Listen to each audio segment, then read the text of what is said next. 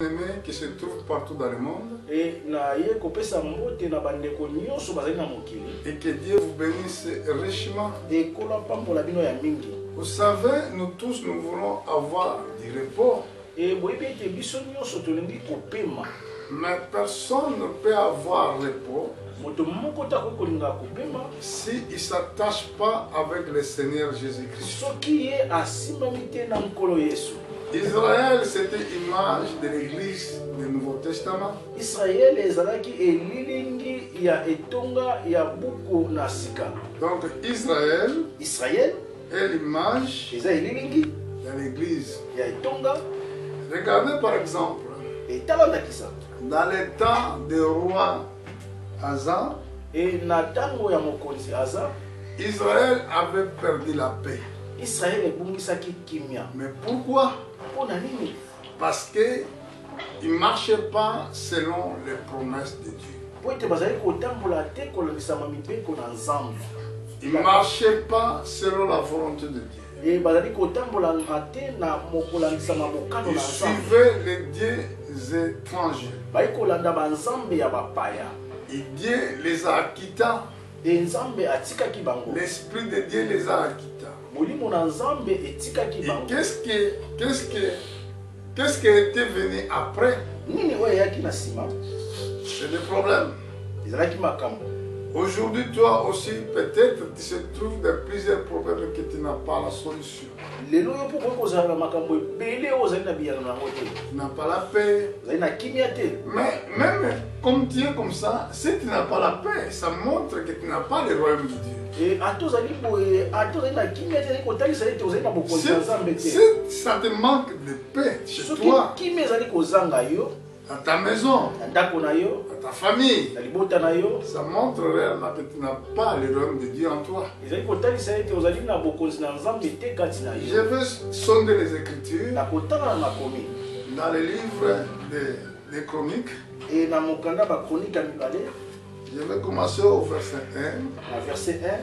Regarde ce que dit la Bible. L'Esprit de Dieu fit Azarias, fils d'Obédé. Et Azarias alla au devant de Asa, il dit: écoute-moi, Asa, et tout Juda et Benjamin. L'Éternel est avec vous quand vous êtes avec lui. Et Israël mobimba pe Benjamin Zambe azali na bino soki bino pe bozali na ye. Si vous le cherchez, vous le trouverez. Et soki vous koluka ye bokomona ye. Et si vous l'abandonnez, il vous abandonnera. Et soki botiki ye pe akotika bino. Amen. Amen. Au verset 2 et verset 3, il a dit: verset 2 et 3, pendant longtemps, il n'y a pour Israël ni vrai Dieu, ni sacrificateur qui enseigne, ni la loi. Et na Israël, ezalaki na nzambe te to moto mimbeko eko talisa bango mibeko ya malamu. Vous avez bien suivi ici? Yolandi malamu. Qu'est-ce qu'il manque nini ozalaki kozanga à Israël? Na Israël, pendant longtemps, tango molai, il manquait vrai Dieu,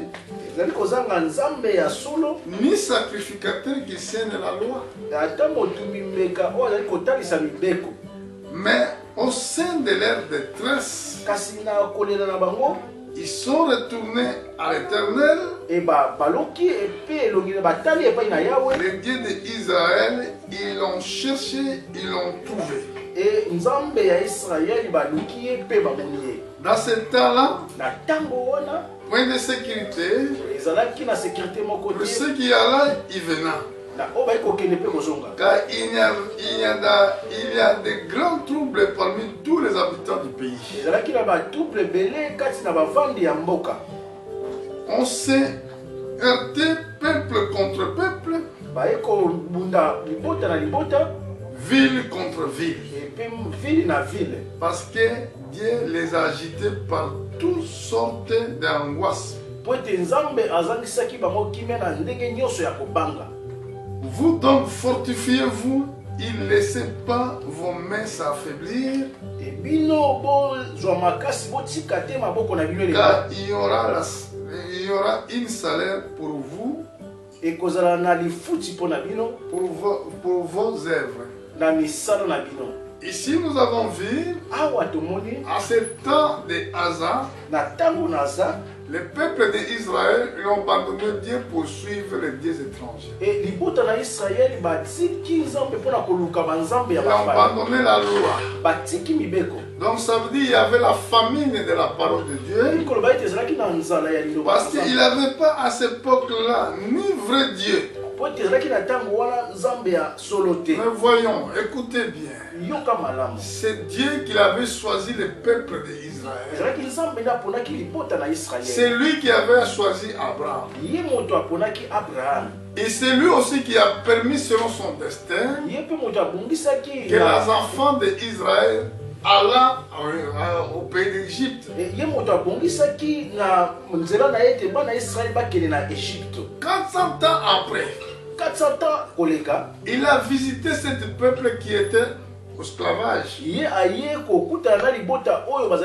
a envoyé Moïse, Aaron, Myriam pour faire sortir ce peuple. Mais écoutez bien ce que je vois ici.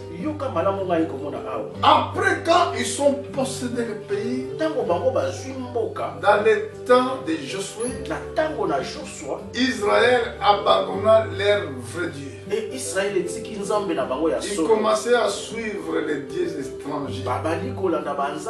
Ce que Dieu avait dit autrefois. Vous ne donnez pas vos enfants au mariage avec eux. Vous ne marchez pas selon leur vision. Et Israël a oublié la loi de Dieu. Et Dieu les a quittés. Dieu les a abandonnés. Parce que dans ces moments-là, il n'avait pas à Israël ni vrai Dieu, ni sacrificateur de scène, ni la loi. Et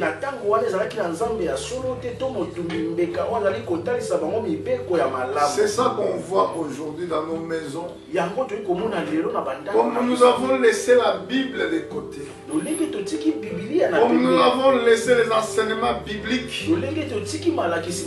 Maintenant, dans nos maisons, il n'y aura ni Dieu, ni celui qui enseigne la loi de Dieu.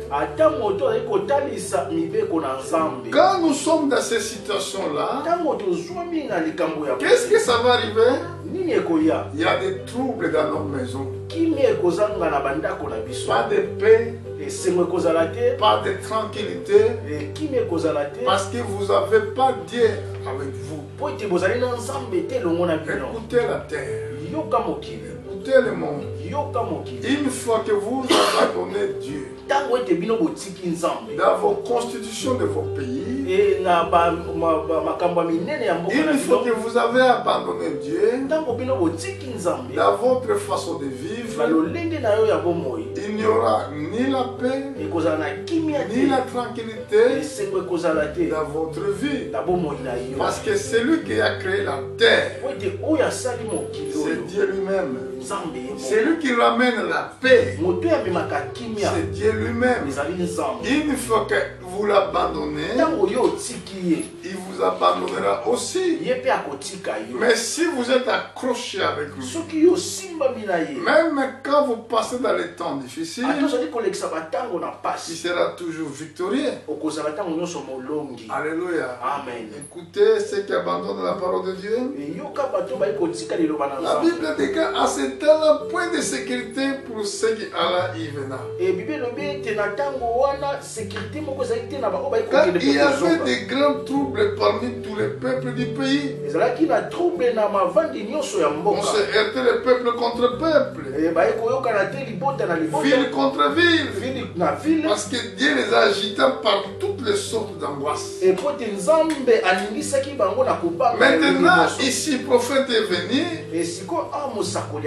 C'était Azaria, fils d'Obed. Il a commencé à prophétiser. Quel moyen que Israël peut trouver la paix? Aujourd'hui, moi aussi je viens pour prophétiser dans ta vie. Quel moyen qui te peut avoir la vie? Et quel est le péché que les Israélites ont fait ici? Ils sont tournés vers les dieux des idoles. Dieu de Baal. Aujourd'hui, qu'est-ce que l'Église a fait comme erreur? Ils ont tourné leurs yeux dans les magies, dans les sorcelleries. Et c'est là que Dieu n'est pas avec lui, avec eux, pardon. Parce que notre Dieu est Dieu jaloux. Pas de cohabitation avec les dieux de Baal. Amen. Amen. Nous allons voir aussi ce qui s'est passé dans les temps des juges. Au chapitre 6. Juge 6. Nous allons voir qu'il y avait vraiment des soucis. Au temps des juges, les enfants d'Israël ont commis même chose. Au verset 1, la Bible déclare, chapitre 6, les enfants d'Israël firent ce qui ne plaît à l'Éternel.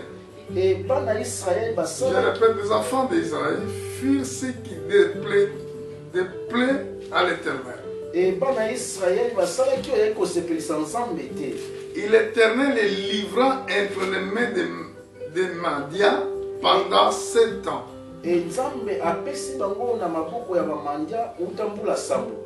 Les Madians étaient là pour les coloniser, pour les maltraiter.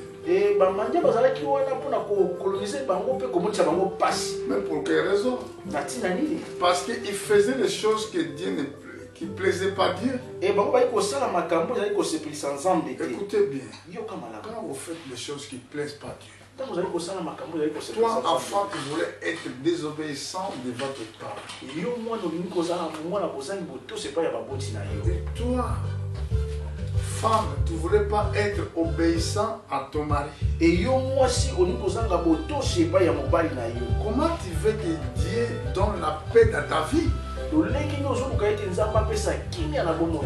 Quand vous abandonnez Dieu, Dieu vous abandonnera aussi. Parce que les Mandiens prenaient vraiment autorité sur Israël. Amen. Amen. L'Éternel envoie un prophète aux enfants d'Israël. Il leur dit, écoutez, chaque fois quand il y a des problèmes, chaque fois quand il y a des situations difficiles, l'Éternel envoie son serviteur. Et le serviteur de Dieu, quand il vient, il vient avec la parole de Dieu. Ici nous avons vu, Dieu a envoyé encore un prophète aux enfants d'Israël pour les montrer quelle était leur erreur. Mais aujourd'hui, quand Dieu nous envoie vers vous, nous sommes l'objet de critiques. Nous sommes l'objet de calomnies. Parce que vous ne faites pas attention de ce que Dieu vous dit. Et regardez la parole de Dieu. Ainsi parle l'Éternel, le Dieu d'Israël. Je vous ai fait monter à Égypte. Je vous ai fait sortir des maisons de servitude.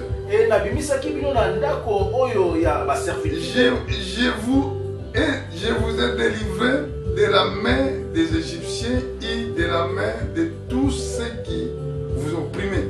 Et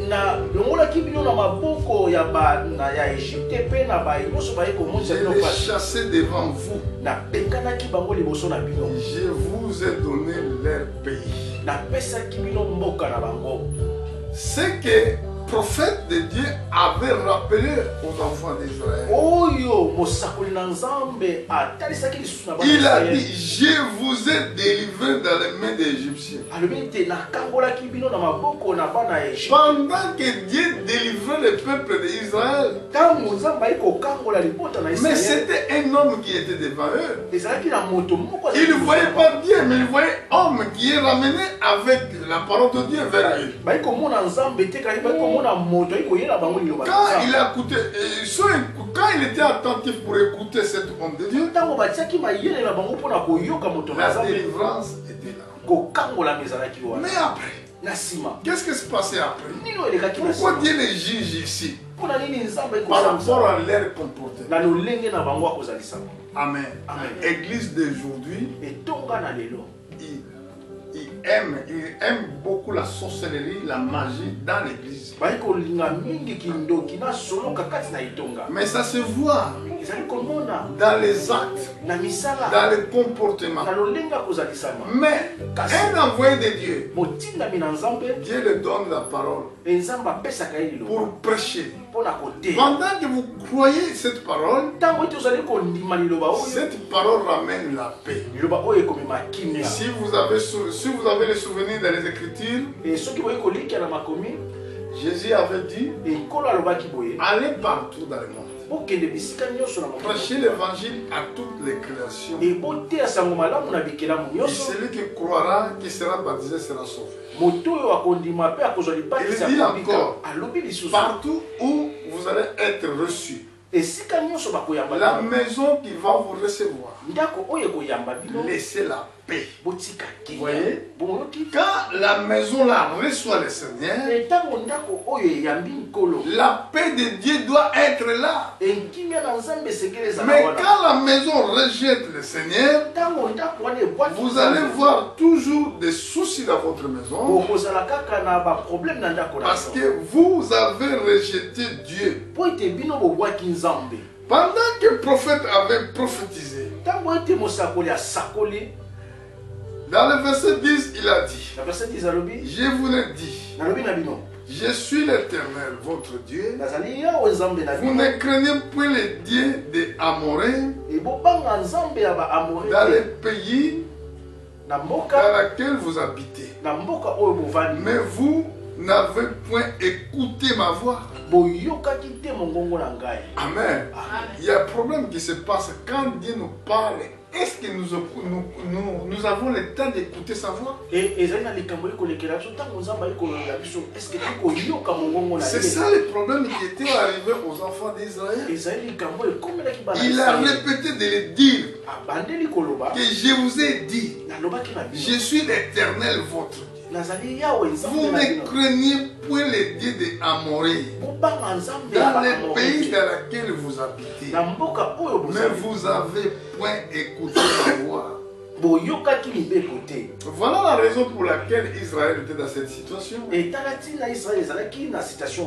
là, nous avons vu que l'ange de Dieu qui s'approchait au verset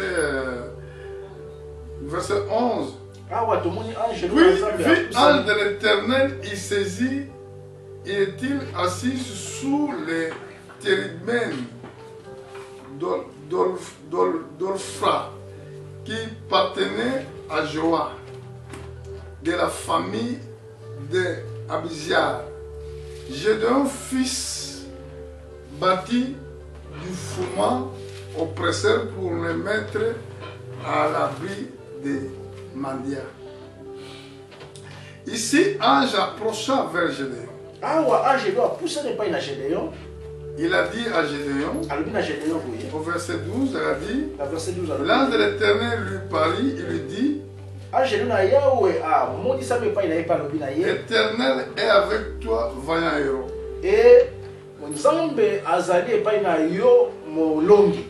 Il a dit, Gédéon, tu es vaillant héros. Mais Gédéon, il a refusé de l'accepter. Et Gédéon a pris Alléluia. Quand vous avez Dieu dans votre vie, vous êtes des vaillants. Quand il marche avec Jésus-Christ, il est un vaillant combattant. Mais Gédéon, il a entendu cela. Il a dit à l'Éternel, regardez ce qu'il avait dit au verset 13. Il a dit, Gédéon lui dit, ah mon Seigneur, si l'Éternel était avec nous, pourquoi toutes ces choses nous sont elles arrivées? Gédéon le bien était soki nzambe azalaki na biso pona nini makambo nyonso comme où sont tous ces produits que nos pères nous a rencontrés? Et wapi bikamwa nyonso oyo ba papa na biso ba disant l'Éternel l'Éternel nous a-t-il pas fait monter hors d'Égypte? Et balobelaki biso Yahweh a memaki biso na Égypte te. Maintenant l'Éternel nous a abandonnés. Il nous a livrés entre les mains de Madian. Parce qu'ils ont abandonné leur Dieu. Vous savez qu'est-ce que Dieu avait fait? Dieu, il a commencé à orienter Gédéon ce qui était mal. Il y avait beaucoup de dieux de Baal. Beaucoup. Ah, Gédéon la nuit, il a commencé à détruire toutes les statues de Dieu de Baal. Et il a tout détruit. Ah, maintenant, il voulait savoir aussi si Dieu partait avec lui dans le combat que Dieu disait que toi voyant héros. Et alingaki ayeba lolenge nzamba lobaki na yo ozali molongi pe moto na makasi soki nzamba ekokenda elongo. Ah, il a demandé beaucoup de signes.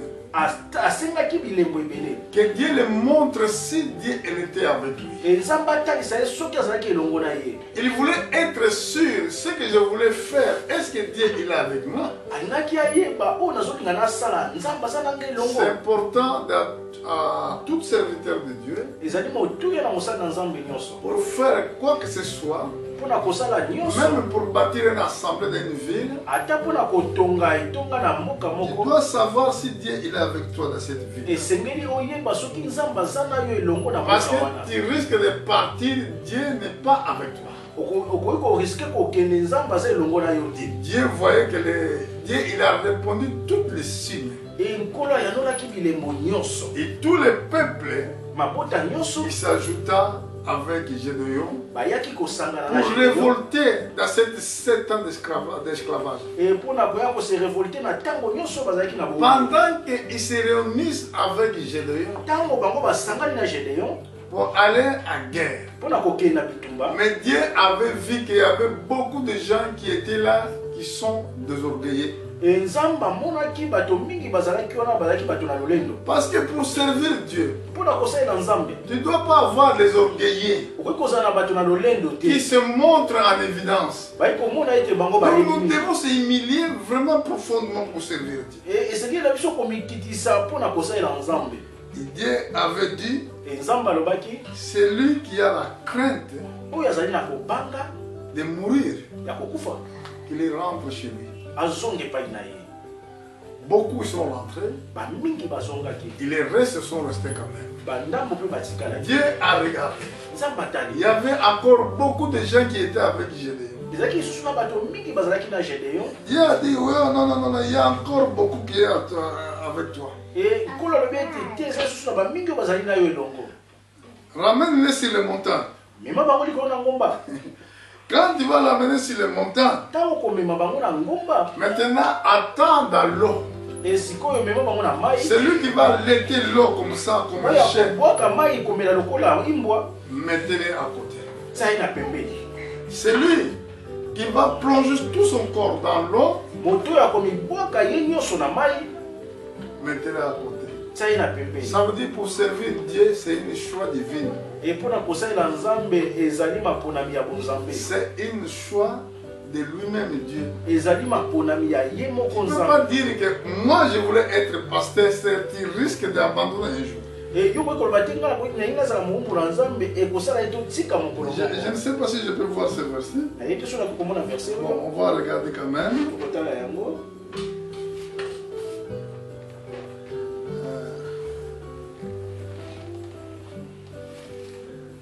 Vous allez voir qu'il y avait beaucoup de gens qui ont suivi Gédéon. Mais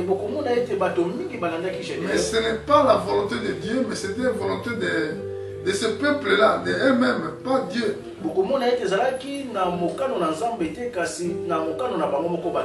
Bon, je viens d'abord ici dans le verset 34.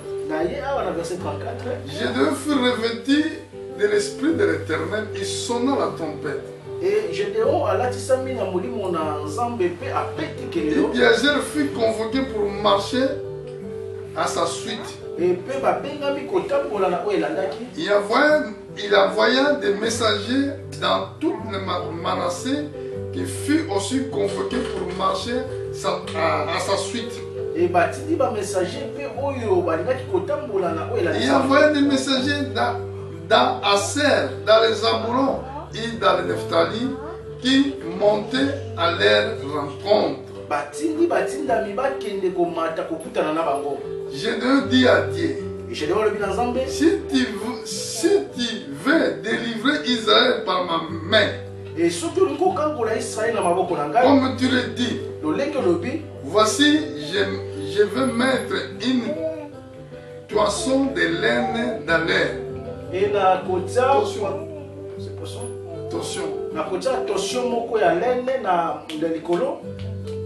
Si la torsion se couvre de rosée et que toute la terre reste sec, je connaîtrai que tu délivreras Israël par ma main, comme tu l'as dit.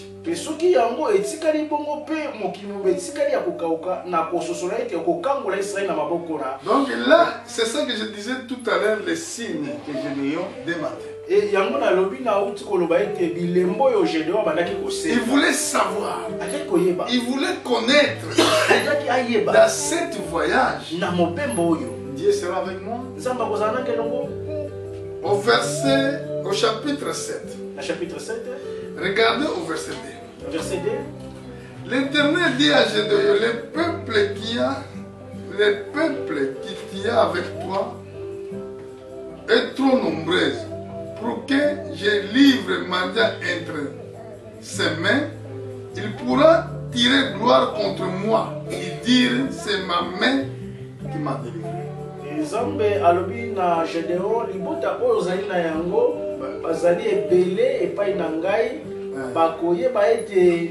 Ils vont tirer la gloire.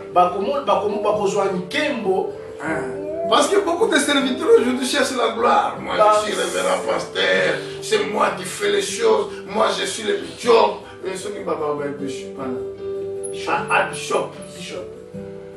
Toi qui es congolais. Et yo zali moto na mboka Congo bato mingi le ba ko nkembo ngana zali moto boy na zali bishop na congolais. Vous allez congolais. Dans ton pays on parle pas archbishop. On parle pas ça. Na mboka na ko belaka archbishop te. On parle de pasteur et mais toi tu voulais marquer la différence. Yo liko sala bokeseli. Que moi je suis archbishop. Parce que tu voulais tirer gloire. Depuis de longue date. Ceux qui veulent tirer gloire, Dieu dit non. Il a chassé Satan à cause de cela. Quand il a regardé le peuple, il a dit non, ils sont nombreux.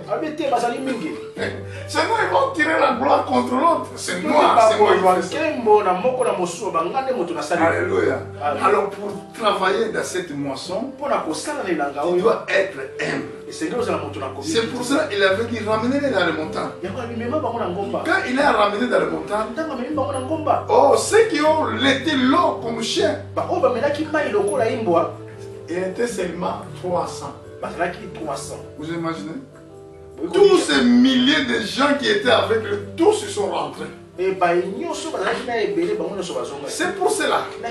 Pour avoir la paix, première chose, nous devons rester dans les principes de Dieu. Parce que notre Dieu, il est basé dans les principes. Même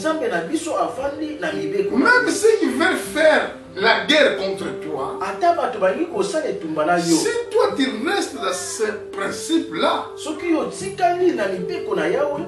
la paix sera dans ta maison. Beaucoup de personnes aujourd'hui pleurent. Mais ils ne savent pas quel moyen qu'ils peuvent trouver la paix. Bon, je vais donner quelques versets après, je finis avec ma prédication. Regardez par exemple dans le livre de Matthieu chapitre 12. Jésus, il a dit, c'est lui d'ailleurs qui a peur. Il a dit, venez à moi, vous tous que vous êtes fatigués. Je crois Matthieu chapitre 11. Matthieu 11. On va essayer de regarder au verset 28. Verset 28. C'est écrit comme ça. Venez à moi, vous tous, vous êtes fatigués et chargés.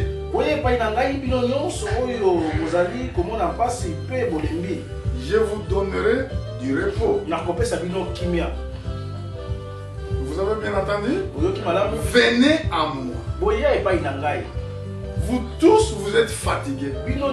Vous avez des problèmes sans arrêt. Vous avez des mathématiques qui n'ont pas même les résultats. Vous ne trouvez pas les résultats de tout ce que vous faites. Vous avez des projets qui ne marchent pas. Et chaque jour, vous n'avez pas la paix, il y a des inquiétudes qui prennent la place. Ici, c'est la paix solennelle. Venez à moi, tous que vous êtes fatigués et chargés, je vous donnerai du repos. Mais regardez comment il va donner du repos.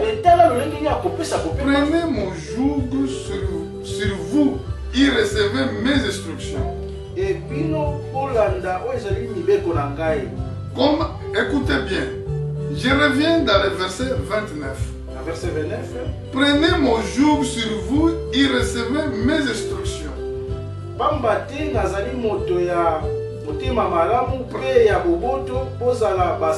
Ce n'est pas ça. Prenez mon joug. Non, je ne sais pas si ici. Prenez mon joug, ça veut dire prenez le joug, ça veut dire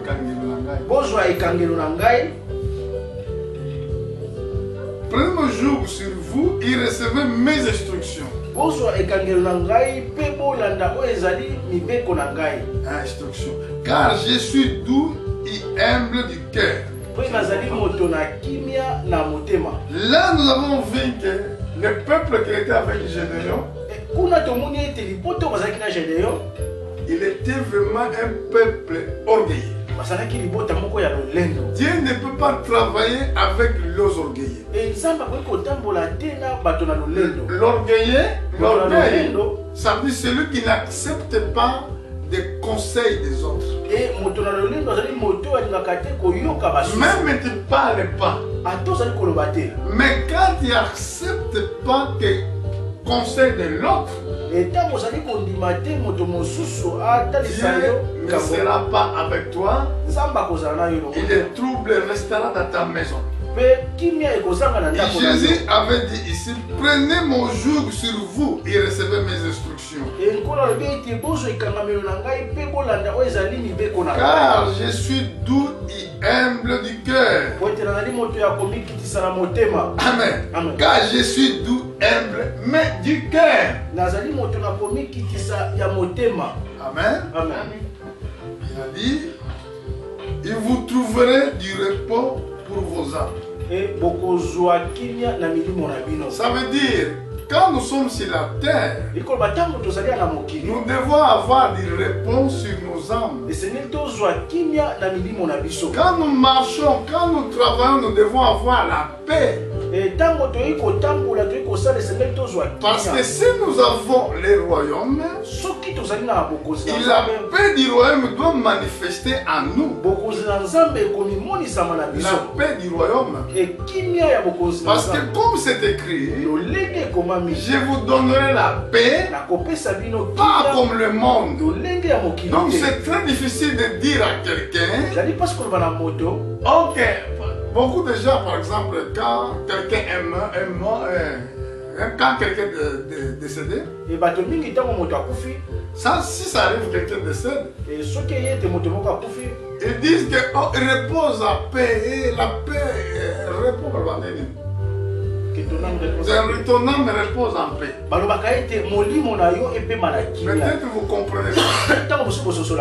Personne n'a le droit de reposer avec la paix.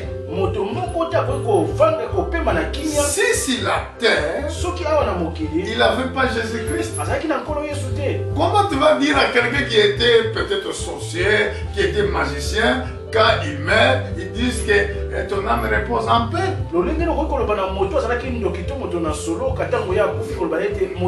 Parce que si la terre, tu dois avoir d'abord du repos que Jésus-Christ donne. C'est lui seul qui peut le donner. Parce qu'il a dit, recevez mes instructions, vous trouverez la paix dans vos âmes. Donc cette paix qui reste dans l'âme, quand quelqu'un meurt, cette paix l'accompagne. Comme la Bible dit, ses œuvres vont l'accompagner. Regardez le livre des Hébreux. Là, je vais finir. Hébreux chapitre 4, si je ne me trompe pas. Hébreux 4. Je suis juste au verset 10. Hébreux 4, 10. Car celui qui entre dans le repos de Dieu se repose de ses œuvres, comme Dieu a reposé des siennes. Donc pour entrer dans ce repos, qui est le repos de Dieu, tu vas reposer avec tes œuvres, les œuvres que tu as fait sur la terre, comme Dieu aussi avait reposé avec les siennes. Ça veut dire, ça nous montre, quand nous sommes sur la terre, nous devons travailler comme Dieu aussi il a travaillé. C'est pour cela que les Écritures déclarent, vous servirez l'Éternel votre Dieu. Est-ce que vous avez bien compris? Il s'est écrit, efforçons-nous donc d'entrer dans ce repos, afin que personne ne tombe, il donne le même exemple de désobéissance. Désobéissance à la parole de Dieu. C'est ça qui fait que les hommes vont tomber. Est-ce que vous comprenez? Ça, c'est la parole de Dieu qui nous adresse au monde. Ça ne sert à rien. De toute façon, moi, quand quelqu'un meurt ou quand quelqu'un décède, je ne sais pas si je bien dit, si quelqu'un décède, il dit, je ne dis pas que oh, il va voir le Seigneur. Non, je ne peux pas le dire. Parce que moi, je ne connais pas son cœur. Je ne sais pas s'il était bien ou il était mal. C'est Dieu seulement qui voit le cœur. Maintenant, les œuvres que l'individu faisait sur la terre, c'est là qu'il va accompagner son départ. Donc, si la terre, première chose, écoutez bien, tu dois avoir la paix. Et Jésus a dit, je vous donnerai la paix pas comme le monde. Donc, vous devez trouver le repos quand vous êtes sur la terre. Amen. Et au verset 11, je répète pour dire, efforçons-nous donc d'entrer dans cet repos afin que personne ne tombe il donna le même exemple de désobéissance. Dieu avait donné la promesse aux enfants d'Israël que vous allez entrer dans le pays des promesses. Mais pendant qu'ils ont écouté cette parole, ils murmuraient. Il était désobéissant pendant ce voyage dans le désert. Et la majorité, tous ils sont tombés dans le désert. C'est pour cela que notre apôtre Paul dit, Paul, efforçons-nous. Donc nous devons avoir la force de gêner, de prier, d'abandonner les mauvais dieux qui viennent à l'église mais te cachent la sorcellerie à la maison. Tu ne voulais pas les gens connaissent, tu caches la sorcellerie. Oh, c'est dommage. Parce que même si tu les caches, Dieu te voit. Tu voulais être pasteur, mais tu voulais être célèbre, tout le monde vient. Tu vas chercher les mages. C'est lui qui a reçu le Seigneur Jésus-Christ. Il reçoit, il est humble dans son cœur. Parce que nous ne travaillons pas pour avoir héritage terrestre, mais nous travaillons pour avoir l'héritage céleste. Que Dieu vous bénisse. Suivez attentivement ces prédications. Et que Dieu vous bénira.